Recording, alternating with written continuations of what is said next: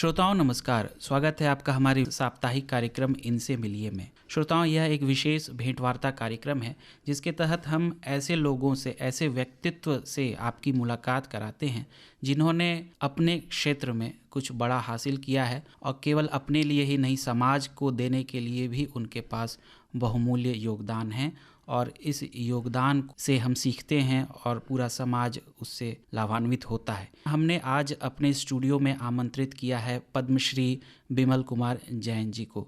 आप सामाजिक कार्यकर्ता हैं और सामाजिक कार्य के क्षेत्र में दिव्यांगों के कल्याण के लिए और अंगदान को बढ़ावा देने के लिए भारत सरकार द्वारा वर्ष 2020 के लिए पद्मश्री से सम्मानित किया गया। श्रोताओं, पद्मश्री बिमल कुमार जैन वर्तमान में भारत विकास विकलांग न्यास के और दधीची देहदान समिति के जनरल सेक्रेटरी भी हैं। महोदय, कार्यक्रम की शुरुआत में हम आपसे आपके प्रारंभिक जीवन के बारे में जानना चाहेंगे कि आप कहाँ के रहने वाले हैं, शिक्षा दीक्षा कहाँ से हुई आपकी? मैं मुंगेर का रहने वाला हूँ और पिछले 50 सालों से पटना में रह रहा हूँ। मेरी प्रारंभिक शिक्षा दीक्षा मुंगेर से हुई और पोस्ट ग्रेजुएशन और कानून की पढ़ाई वो पटना विश्वविद्यालय से हुई जी। जिस समय मैं पटना आया उस समय पटना जयप्रकाश आंदोलन एक शिखर पर चल रहा था। भ्रष्टाचार, शिक्षा में बदलाव, सामाजिक जीवन में बदलाव, आम आदमी के उत्थान के लिए प्रयास, इन सब विषयों को लेकर एक बड़ा आंदोलन बड़ा रूप लेता जा रहा था। तो जयप्रकाश जी के माध्यम से एक बड़ा आंदोलन और एक बड़ा बदलाव करने का प्रयास पूरे देश भर में हुआ था। मैं उसी का एक सिपाही रहा और चाहता था कि ज़िंदगी में अपने साथ साथ समाज के लिए कुछ किया जाए, समाज के लिए कुछ जो है हम अर्पित कर सकें। ऐसी एक भावना उस समय के आंदोलन के कारण मन में उपजी थी और उसी का प्रतिफल है कि हम कुछ करने के दिशा में लगातार चिंतित और प्रयासरत रहे हैं। जी, तो हम मान सकते हैं कि जेपी आंदोलन जो 1974 में हुआ, उसी से आपको प्रेरणा मिली सामाजिक कार्य के लिए। जी। तो दिव्यांगों के क्षेत्र में और अंगदान के क्षेत्र में आपने बहुत महत्वपूर्ण कार्य किए हैं। करीबन 45,000 जी कृत्रिम हाथ पांव जो अंग होते हैं उन्हें प्रदान करवाया है आपने, उनके जीवन को बेहतर करवाया है। तो इसकी शुरुआत कैसे हुई?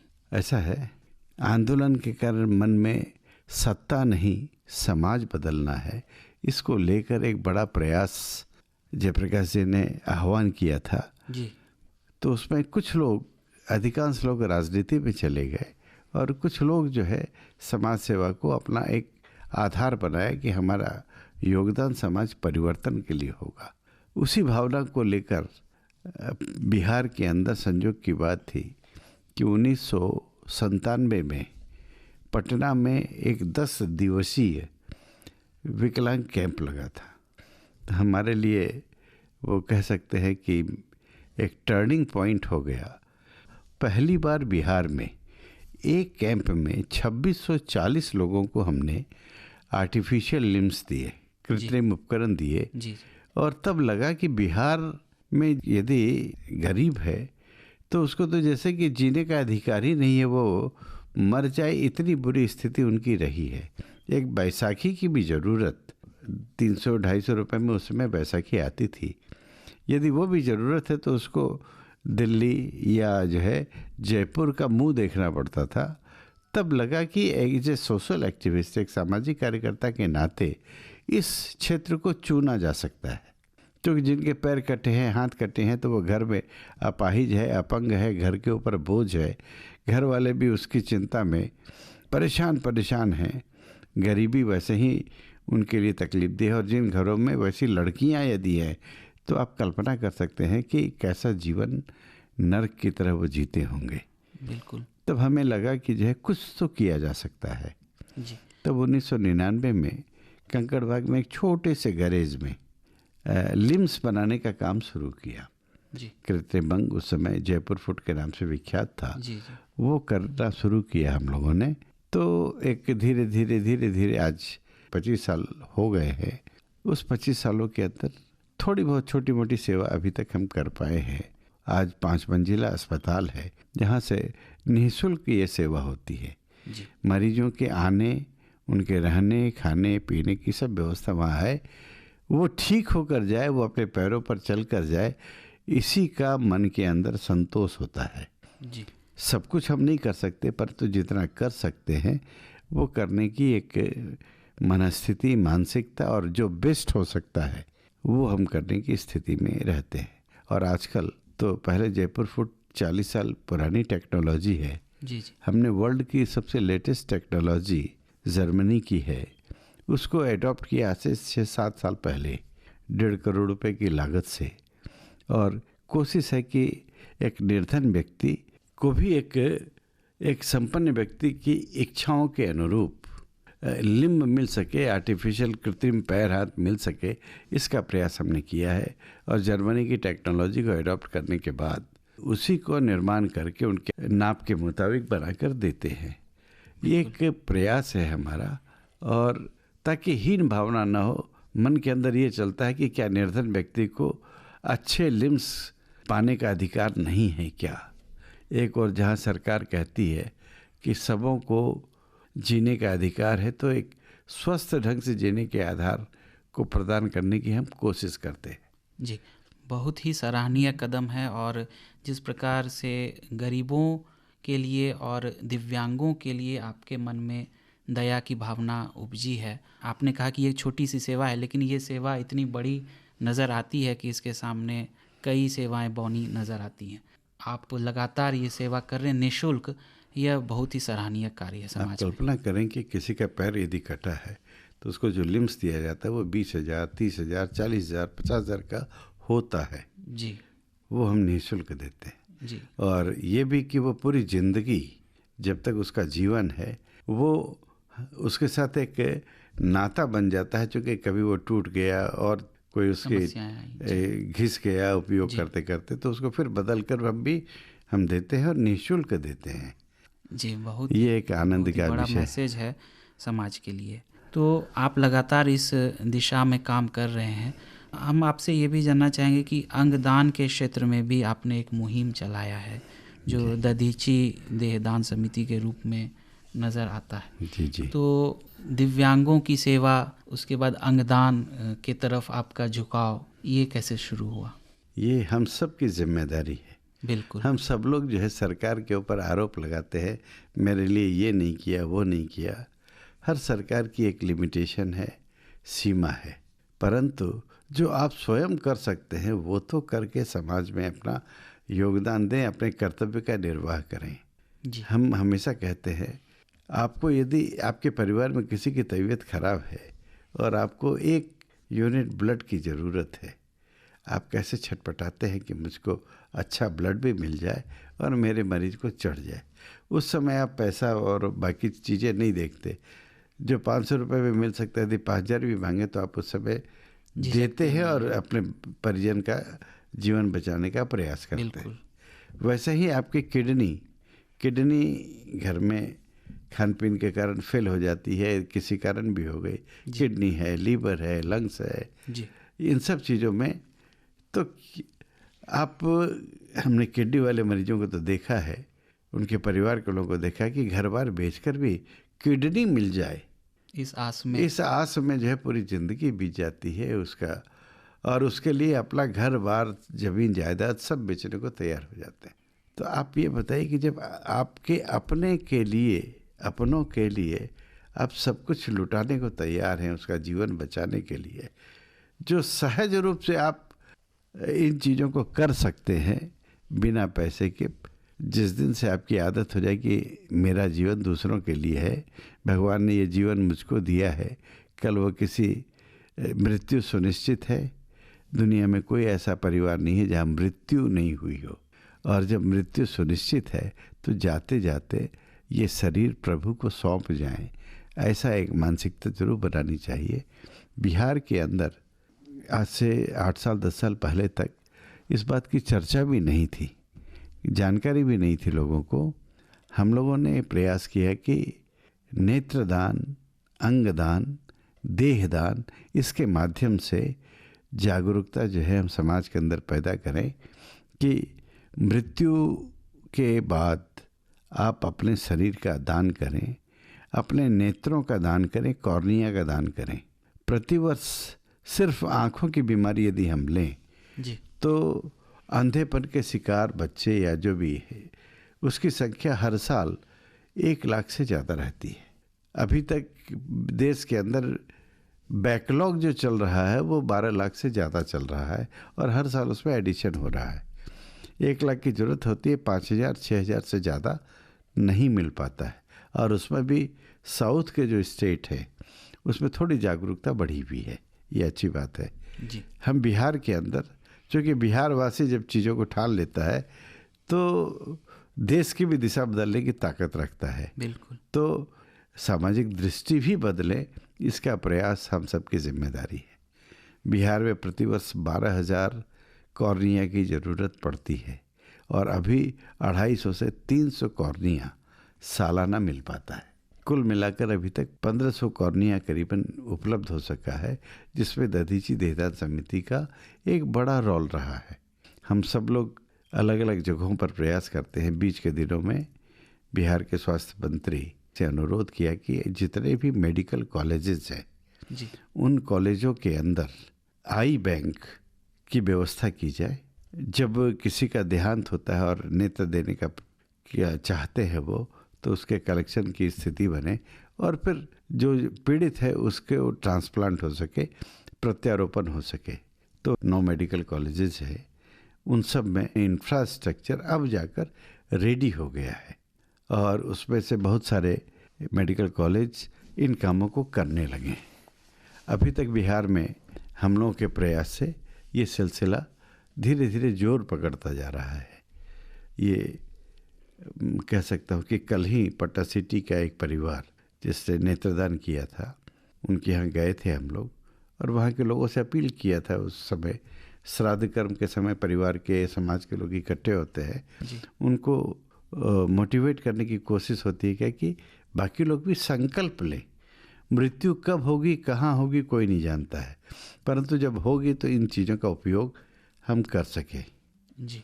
और उसमें एक चीज़ और बहुत भ्रांति रहती है लोगों को कि नेत्रदान करेंगे तो पूरे आँख का बाउल जो है वो निकाल लिया जाएगा, चेहरा बदरंग हो जाएगा, तो हमारे जिनका देहांत हुआ है उसका चेहरा विभत्स हो जाएगा। ऐसा कुछ नहीं है, इस गलतफहमी से दूर रहें।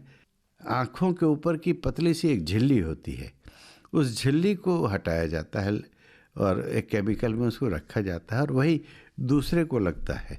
यही एक छोटा सा काम है, उसमें चेहरा जरा सा भी न बदरंग होता है न कुरूप होता है जी। इसलिए इस भ्रांति से मन को निकालें।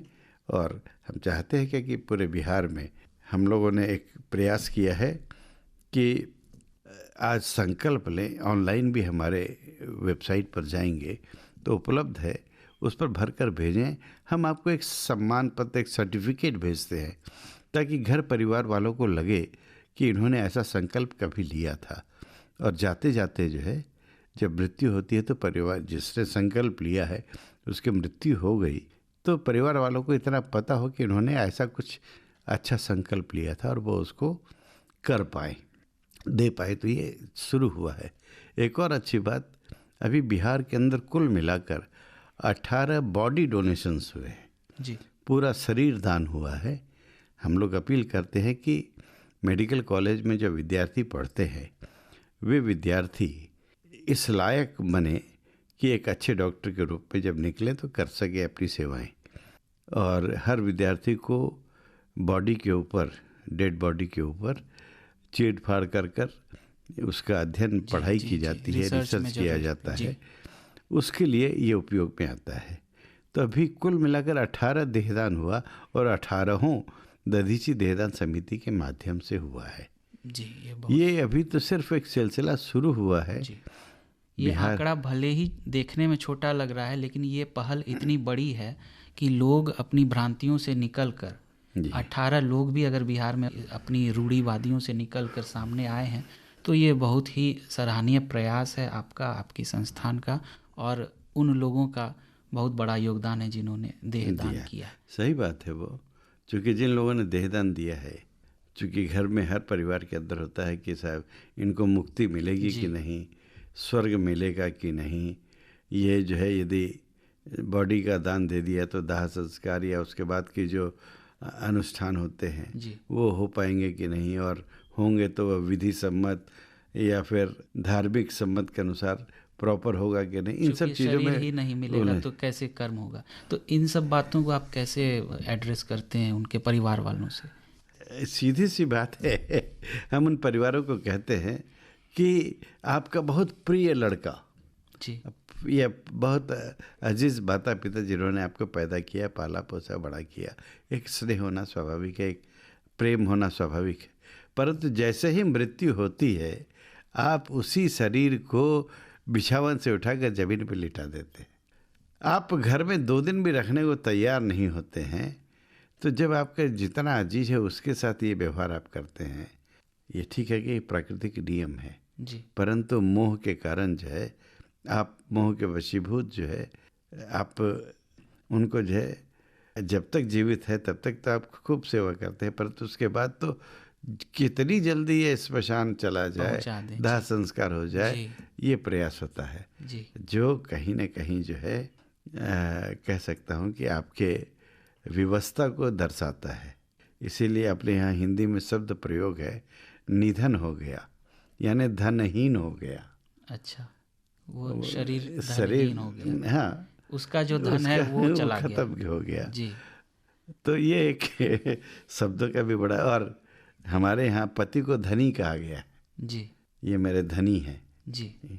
ये शब्द प्रयोग होता है कि जी, मेरे जी, लोकल लोकल भाषा में धनी है में कि धन कमाने वाले हैं, ये स्थिति रही है। ये मैं हंसी भी आती है कि जैसे देहांत होता है, यदि उनके गले में सोने का चेन है या और भी कोई अंग, वो फट से लोग निकाल लेते हैं। जी जी जी। भगवान ने जो कीमती अंग आपके शरीर में दिया है, किडनी है, लीवर है, और भी अंग हैं, वो उससे भी ज़्यादा कीमती हैं, उसको हम जला देते हैं। क्यों नहीं हम उसको भी उपयोग में दे पाए, ये एक बड़ा प्रयास हो। जी, वो अमूल्य है, उसका तो मूल्य चुकाया ही एक चीज़ और है, सबों को भ्रांति दूर करें, जिनका नॉर्मल डेथ होता है, सामान्य मृत्यु होती है, वो अंगों का दान नहीं कर सकते। अच्छा। वो सिर्फ जो है नेत्र का, कॉर्निया का दान कर सकते हैं या स्किन का, त्वचा का कर सकते हैं, इसके अलावा नहीं कर सकते। परंतु जो हॉस्पिटल में कहते हैं ना कि साहब ये वेंटिलेटर पर है, तो वेंटिलेटर पर है तो उसका शरीर चल रहा है, दिमाग जो है वो काम करना बंद कर दिया है, ये उसका इंडिकेशन होता है। मतलब कोमा में चले गए और उम्मीद कब डॉक्टर डिसाइड करता है कि साहब, डॉक्टर डिसाइड करता है कि ये अब नहीं बचेंगे। हाँ। तो वैसे लोगों को वेंटिलेटर पर और 8-10 घंटा 15 घंटा रखा जा सकता है, और उनके माथे का चूँकि ब्रेन डेथ हो गई है जी, बाकी शरीर काम कर रहा है, तो वो अंगों का उपयोग जी किया जा सकता है, प्रत्यारोपण के लिए किया जा सकता है, निकाला जा सकता है, किसी के अंग किसी पीड़ित को लग सकता है जी। तो ये एक जो है जरूर किया जाना चाहिए। वैसे ही एक्सीडेंटल डेथ होती है जी। हर साल 1.5 लाख से ज़्यादा एक्सीडेंटल डेथ अपने देश के अंदर होती है। एक्सीडेंटल डेथ में जहाँ भी एक्सीडेंट हुआ हॉस्पिटलाइज कराते हैं लोग, उस समय उनका अंग चलता रहता है। कोई भी अंग जो डैमेज हुआ है या चोट लगी है वो बचेगा नहीं बचेगा, ये एक्सीडेंट के मुताबिक रहती है। वैसे लोगों का भी यदि डॉक्टर ने घोषित किया कि ये नहीं बचेगा, तो वैसी स्थिति में उसके अंगों का दान लिया जा सकता है, बशर्ते कि वो पहले से एक संकल्प ले। क्या ये तुरंत या परिवार वाले जो है उस समय भी ये निर्णय लिया जा सकता है? हाँ, लिया जा सकता है जी, उस समय भी लिया जा सकता है, परंतु ये यदि ले या परिवार वाले राजी हो जाएं कि हाँ इनके शरीर का दान हो सकता है, तो इससे बड़ी बात कुछ नहीं हो सकती है। उसके कारण अभी प्रति वर्ष करीबन 70,000 या 80,000 किडनी की जरूरत पड़ती है, और हमें मिलता है 3,000-3,500। बहुत ही लंबा बैकलॉग है। और जिन लोगों को, और जबकि मृत्यु जो है हर साल लाखों में होती है। बिल्कुल। यदि उनको मोटिवेट किया जाए, उनको जानकारी दी जाए, उनको प्रेरित किया जाए, तो ये काम तेजी से हो सकता है। श्रीलंका एक ऐसा देश है जहाँ पर कि कॉर्निया की प्रॉब्लम ख़त्म हो गई। वहाँ एक आदत सी बन गई है हर परिवार की कि मृत्यु के बाद वो कॉर्निया का दान तुरंत कर देते हैं। नतीजा है कि अब वो देश दूसरे देश को as a gesture cornea gift करते हैं।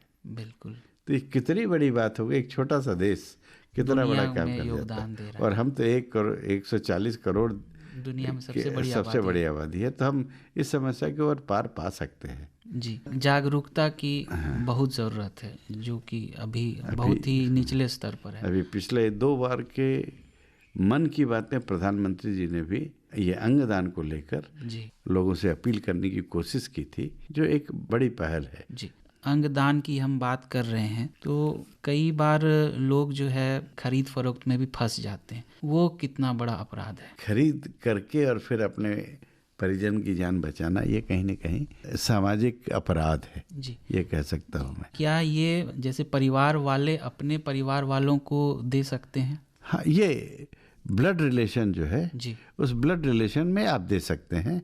सहमति होनी चाहिए, फिर वो पहले से रजिस्ट्रेशन करने की नहीं, जरूरत इसके लिए नहीं है। रजिस्ट्रेशन की जरूरत नहीं है। जी जी अभी भी होता है, बिहार में भी होता है, बाहर भी होता है। परिजन जी जो उनका ब्लड रिलेशन है, भाई हो सकते हैं, बहन हो सकते हैं, माँ हो सकती है, पिता हो सकते हैं, ये हो सकते हैं। जी जी इसमें भी एक और क्या बात है कि 65% लोग जो है, 65% महिलाएं ऑर्गन यानी कि किडनी वगैरह का जो पारिवारिक इसमें भी देते हैं, जी, उसमें भी सबसे बड़ी संख्या महिलाओं की है। दान करने वालों एकदम, हाँ, दान वालों में। जी, क्योंकि माँ होती हैं, बहन होती हैं, तो एक अलग जो है, बेटा बच जाए मेरा, भाई मेरा बच जाए। पति बच जाए, भाई बच जाए, ये कितना बड़ा जो है भगवान ने माँ शब्द बनाया है, जो अनूठा है। जी जी। आपने व्यक्तिगत स्तर पर और सरकारी स्तर पर प्रयासों की बात कही। इसकी प्रक्रिया भी हम संक्षेप में अपने श्रोताओं के लिए जानना चाहेंगे कि कोई इच्छुक है अंगदान या देहदान के लिए तो कैसे शुरुआत करे, कहाँ संपर्क करे? पहली बात कि जिन लोगों को, पूरे बिहार के लोगों से हम अनुरोध करते हैं कि यानी कि जो भी बच्चे, जो भी व्यक्ति जिनका हाथ पैर कटा हो, विकृति के शिकार बच्चे जी, जिनके हाथ पैर टेढ़े मेढ़े हैं, बच्चा स्वस्थ है, वो लंगड़ा के चलता है, चौपाया होकर चलता है, इन सब बच्चों को हमारे यहाँ भेजिए। और हमारे यहाँ आने का बहुत सिंपल सा पता है जी, कि पटना में नया इंटर स्टेट बस टर्मिनल खुला है, पहाड़ी पर, बैरिया बस स्टैंड ऐसे उसका निकनेम है। जी, उस स्टैंड पर आ जाइए, उसके ठीक सामने एक भारत विकास एवं संजय आनंद विकलांग अस्पताल है, जी, वहाँ पर आ जाइए। आने के बाद आपको कुछ नहीं करना है, उसका जो बेस्ट हो सकता है वो इलाज होगा। रजिस्ट्रेशन होकर आपको न वहाँ एक नया पैसा आपका नहीं लगता है, खाना पीना रहना वगैरह सब निःशुल्क है। और हम भी चाहते हैं क्या कि बिहार के सब लोग जो पैसा दे सकते हैं वो पैसा ज़रूर दें, जो नहीं दे सकते हैं वो मरीज भेजें। जितनी बड़ी संख्या में मरीज आएंगे हमें उतना आनंद आएगा। चूँकि हमारा एक बड़ा संकल्प है 21वीं सदी का बिहार, दिव्यांगता मुक्त बिहार ये बने। जो भी पीड़ित हैं, घर में परिवार में बोझा बने हुए हैं, उन सबको अपने पैरों पर हम खड़ा कर सके, ये एक प्रयास कर रहे हैं, ये एक शिद्दत से कर रहे हैं। और कभी कभी गुस्सा भी आता है कि आपको जब मरीज भेजने की बात करते हैं, सिर्फ आपसे ना हम पैसा मांगते हैं ना कुछ, आप मरीज भेजने में भी कंजूसी करते हैं या आपकी प्राथमिकता में वो बहुत निचले स्तर पे होता है, तो ये मन को ज़रूर तकलीफ होती है। बिल्कुल। वैसे ही नेत्रदान और अंगदान को लेकर हमारा वेबसाइट है www.dadhichidehdanssamiti.org www.dadhichidehdanssamiti.org इसके ऊपर आप जाए, वेबसाइट पर हमारा फॉर्म उपलब्ध है, उसको भरकर ऑनलाइन ही भेज दें आप हमको। हम आपके पास बाई पोस्ट, रजिस्टर्ड पोस्ट से वो एक सर्टिफिकेट, एक सम्मान पत्र आपके पास चला जाता है, ताकि घर परिवार वालों को पता चल सके कि आपने ऐसा कोई बड़ा निर्णय लिया है ज़िंदगी का। बिल्कुल। ये एक हमारी कोशिश रहती है। कई बार ऐसा भी केस आपने देखा होगा, हो सकता है समाज में, कि किसी व्यक्ति ने निर्णय लिया, संकल्प लिया कि मैं कॉर्निया दान करूंगा, लेकिन उसकी मृत्यु के पश्चात परिवार वाले तैयार नहीं हुए, तो क्या ये कानूनन आप अंगदान ले सकते हैं नहीं, या नहीं लिया जाएगा? नहीं, ये उनके परिवार की सहमति आवश्यक है। उस व्यक्ति के सहमति के खिलाफ भी हो तो भी आवश्यक है। अच्छा। बहुत सारे परिवारों में बहुत बार तो मारने को दौड़ जाते हैं लोग हमारे पास कि जाए मेरा घर वाला मरा है और आप आ गए उनका बॉडी लेने या उनका कॉर्निया लेने के लिए, तो उनको गुस्सा आता है और स्वाभाविक भी है कि वो उस समय संवेदना से रहते हैं, परंतु समय ही वही है हमारे जाने का, तो हम क्या करें। 6 घंटे ही उसकी वैधता है। नहीं, और हम भी जो जब जानकारी मिलती है तो उसी समय जा पाएंगे ना। पहली जिम्मेदारी तो परिवार वालों की जानकारी दें, परंतु परिवार वाले अधिकांश रूप से धीरे धीरे कन्विंस हो जाते हैं, ये एक अच्छी बात है जी। और एक चीज़ और हम सबसे जो है कहते हैं कि हमने कोई बड़ी रेखा नहीं खींची है, हमारी रेखा बहुत छोटी है, इसलिए कि किसी ने बगल में बड़ी रेखा नहीं खींची है, इसलिए मेरी छोटी रेखा भी आपको बड़ी दिखती है।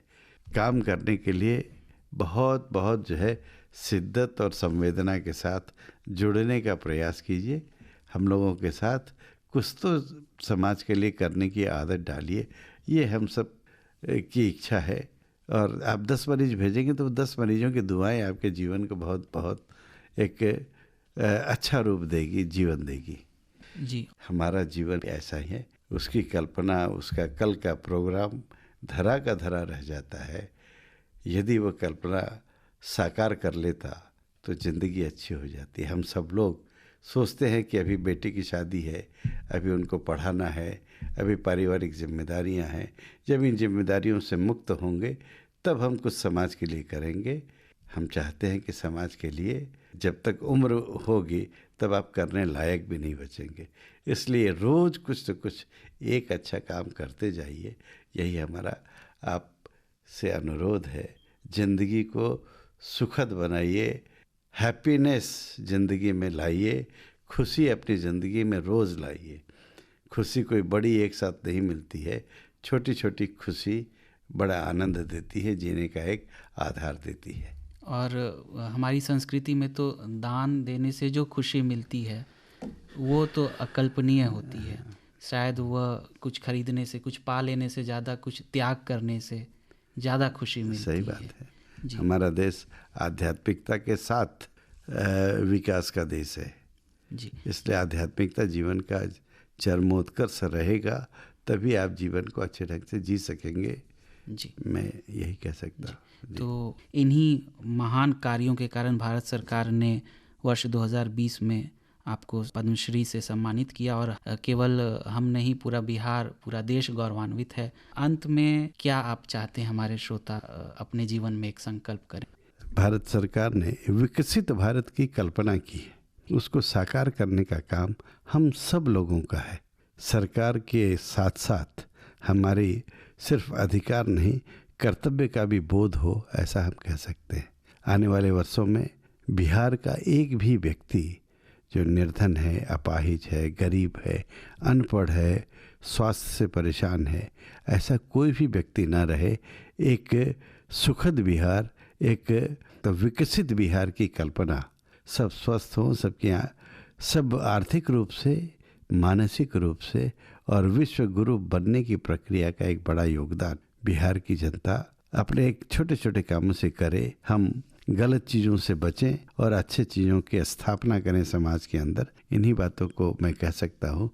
निश्चित रूप से। तो श्रोताओं, हमारे साथ स्टूडियो में मौजूद थे सामाजिक कार्य के लिए पद्मश्री से सम्मानित बिमल कुमार जैन जी। आप सामाजिक कार्यकर्ता हैं और दिव्यांगों के कल्याण के लिए और अंगदान को बढ़ावा देने के लिए आपने मुहिम चलाई हुई है। श्रोताओं, इस भेंट वार्ता के माध्यम से हमारा एक ही उद्देश्य है कि आप भी जागरूक हों, हम भी जागरूक हों और अंगदान महादान का जो वाक्य है लेकर हम आगे बढ़ें और हम एक संकल्प लें कि हम भी अंगदान या देहदान के लिए अपने आप को रजिस्टर करेंगे और किसी के जीवन के लिए, किसी के परिवार के लिए एक नई रोशनी के रूप में सामने आएंगे। तो बिमल कुमार जैन साहब, आप हमारे कार्यक्रम में आए और इतनी प्रेरणादायक बातें हमारे श्रोताओं के साथ साझा की।